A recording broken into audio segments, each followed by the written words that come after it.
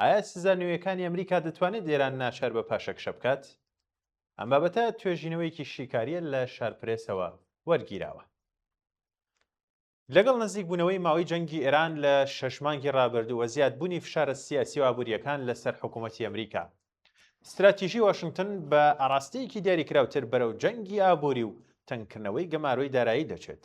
دۆناڵد ترامپ هەوڵ دەدات بە بەکارهێنانی فشارێکی ئابووری بوێنە تاران ناچار بکات لە هەندێک لە داواکاری سەرەکیەکانی خۆی پاشەکشە بکات، بە تایبەتی لە بواری پرۆگرامە ناوەکیەکەی و دۆخی گەروی هورمز.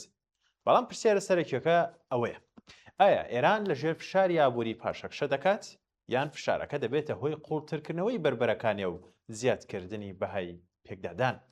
هەڵسەنگاندنێکی استراتیژی بۆ پرسەکە نیشانی دەدات کە ئەم جارە جیاوازیەکی گرنگ هەیە. فشارەکە تەنها گەماروی دارایی نییە، بەڵکو فشارە سەربازیەکان، گەماروی دەریایی، هەوڵی داخستنی ڕێگاکانی داهات و فشار لەسەر هاوبەشانی ئێرانیش لەخۆ دەگرێت. بۆیە ئەم استراتیژیە دەتوانێت کاریگەریەکی زیاتر لە سیاسەتی زۆرترین فشاری ساڵانی پێشووی هەبێت. بەڵام هێشتا هیچ دڵنیاییەکیش نییە کە ئەم فشارە بتوانێت تاران بەرەو خۆبەدەستەوەدان بەرێت. گۆڕانی استراتیژی واشنگتن لە سەرەتای قۆناغی نوێی پێکدادانی نێوان ئێران و ئەمریکا، سەرنجی واشنگتن زیاتر لە توانای سەربازی بوو. بەڵام کەمبوونەوەی کۆگاکانی چەک و زیادبوونی ناڕزایەتی ناوخۆیەکانیش لە ئەمریکا فشارێکی سیاسی دروست کردووە بۆ ئەوەی واشنگتن بە تەواوی بە دوای ڕێگایەکی کەم تێچووتردا بگەڕێت. لەو چوارچێوەیەشدا ئابلوقە و جەنگی ئابووری دەبنە جێگرەوەیکی گرنگ بۆ بەردەوامبوونی هەمان ئامانجی سیاسی بە تێچووی سەربازی کەمتر. ئامانجی واشنگتن بە شێوەیەکی سەرەکی بریتیە لە کەمکردنەوەی داهاتی نەوتی ئێران، داخستنی کەناڵە داراییە ناوخۆیی و نێودەوڵەتیەکان، سزادانی کۆمپانیا و وڵاتانی هاوبەشی بازرگانی لەگەڵ ئێران، کەمکردنەوەی توانای ئێران بۆ بەردەوامبوون لە جەنگ، زیادکردنی فشار لەسەر بڕیاردەرانی تاران، ناچارکردنی ئێران بەگەڕانەوە بۆ مێزی دانوستان بە مەرجی زیاتر، جیاوازی زۆرترین فشاری نوێ لەگەڵ کۆن و سیاسەتی ترامپ لە سەردەمی یەکەمی سەرۆکایەتیەکەی بەناوی زۆرترین فشار ناسراو بوو. بەڵام ئەم جارە ئەم استراتیژیە لە ژینگەیەکی جیاوازە جێبەجێ دەکرێت. لە قۆناغی پێشوودا گەمەرەکان زۆر بوون، بەڵام هێشتا ئێران توانای بەکارهێنانی چەندین کەناڵی نافەرمی و ناوەندی بازرگانی ناوچەیی هەبوو. بەڵام ئێستاکە ئەگەر فشار لەسەر وڵاتانی وەکو چین و هەندستان زیاد بکرێت، مەودای مانۆری ئابووری تاران کەمتر دەبێتەوە. لەو ڕۆژەوە ئامانجی استراتیژی واشنگتن تەنها سزادانی ئێران نییە، بەڵکو کەمکردنەوەی توانای ئێران بۆ دۆزینەوەی جێگرەوە بۆ بازار و سیستەمی داراییە. خاڵی لاوازی استراتیژی ئەمریکاش گەمارۆکانی ئێران لە ماوەی 47 ساڵی ڕابردوودا پیشانیان داوە کە گەمارۆ بە تەنیا ناتوانێت بە ئاسانی ئێران ناچار بە گۆڕینی سیاستەکانی بکات. ئێران لە ماوەی ئەم ساڵاندا سیستەمێکی بۆ مامەڵەکردن لەگەڵ گەمارۆکان دروست کردووە. ئەم سیستەمە بریتیە لە فرۆشتنی نافەرمی نەوت، کەناڵەت داراییە ناڕاستەوخۆکان، کۆمپانیا و بازرگانە ناوەندیەکان، گۆڕینی شوێنی بار و بارکردن، هاوبەشانی ناوچەیی، بەکارهێنانی پەیوەندیە بازرگانیەکان لەگەڵ چین و هەندستان، ئابووریکی ناوخۆیی کە بە شێوەیەکی درێژخایەن بۆ ژینگەی گەمارۆ ڕێکخراوە. لەبەر ئەوە گەماروی نوێ دەبێت زیاتر لە گەماروی پێشووتر بێت بۆ ئەوەی بتوانێت هەمان کاریگەریەکی استراتیژی دروست بکات. ئایا ئێران بەڕاستی لە کۆتایی تواناکانی خۆیدا؟ لەلایەک ئابووری ئێران بەردەوام لەژێر کاریگەری هەڵاوسان، کەمبوونەوەی توانای کڕین، کێشەکانی بانکی، فشار لەسەر داهاتی نەوت، خەرجە سەربازیەکان، خەرجیەکانی بەردەوامبوونی جەنگ بووە. بەڵام لەلایەکی ترەوە گوشاری ئابووری بە خودی خۆی بەرامبەر نییە بە شکستی سیاسی. ڕژێمەکانیش دەتوانن بۆ ماوەیەکی درێژ لە ژێر فشار بمێننەوە. ئەگەر سیستەمی ئەمنی و سیاسی ناوخۆییان بتوانێت کۆنتڕۆڵ بەسەر کۆمەڵگادا بپارێزێت.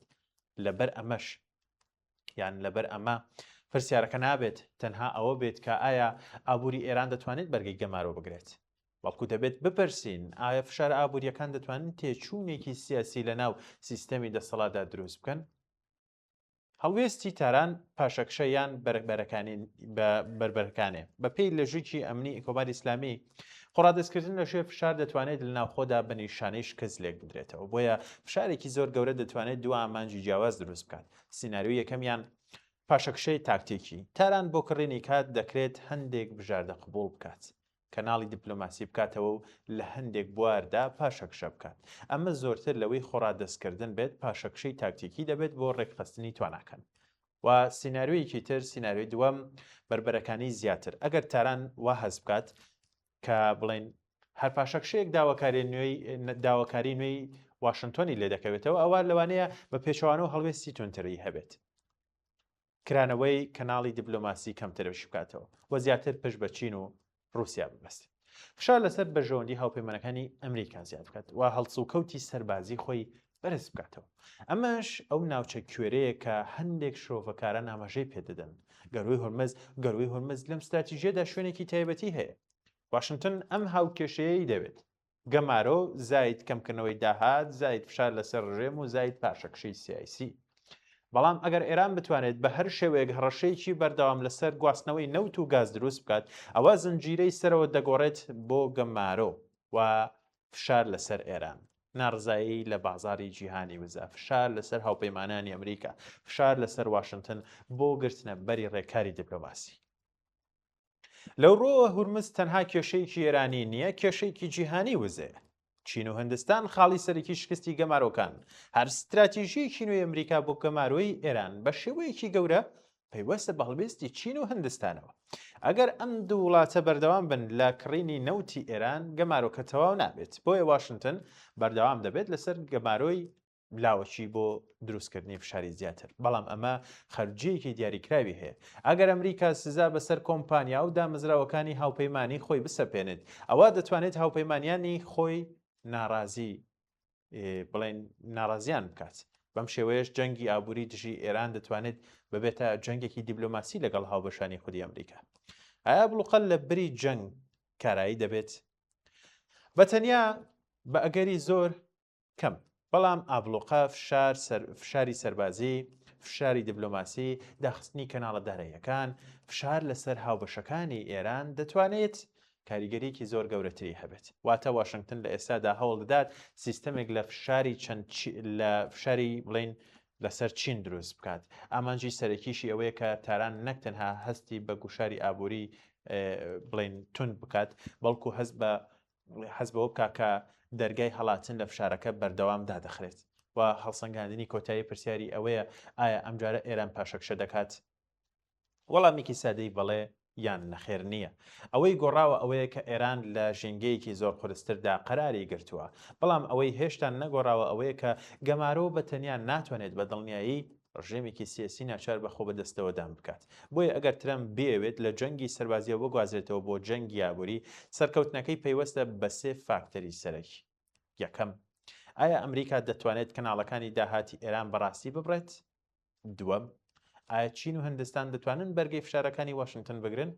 سێیەم ئایا فشارەکە لە ناوخۆی ئێران دەبێتە هۆی گۆڕینی هەڵوێستی دەسەڵات یان بە پێچەوانەوە دەبێتە هۆی یەکخستنی دەسەڵات لە دەوری هەستی بەرگری بەرامبەر بە هەڕەشەی دەرەکی کۆتایی گەمارۆی نوێی ئەمریکا بە خودی خۆی نابێت ئامرازێک بۆ پاشەکشتکردنی ئێران بەڵکو ئەمرازێکە بۆ زیادکردنی نرخی بەردەوامبوونی جەنگ و بەردەوامبوونی دۆخی تاران ئەگەر واشنتۆن بتوانێت لەگەڵ ئەم فشارە ڕێگایەکی دیبلۆماسی باوەڕ پێکرا و دابین بکات ئەوە ئەگەری پاشەکشەی تاکتیکی ئێران زیاد دەبێت بەڵام ئەگەر تاران باوەڕ بەوە بکات کە هەر پاشەکشەیەک داواکاری نوێی واشنتۆنی لێ دەکەوێتەوە فشارە ئابوووریەکان لەوانەیە بە پێچەوانە و کاریگەری پێچەوانەی هەبێت و ئێران سوورتر بکات لەسەر هەڵوێستەکانی خۆی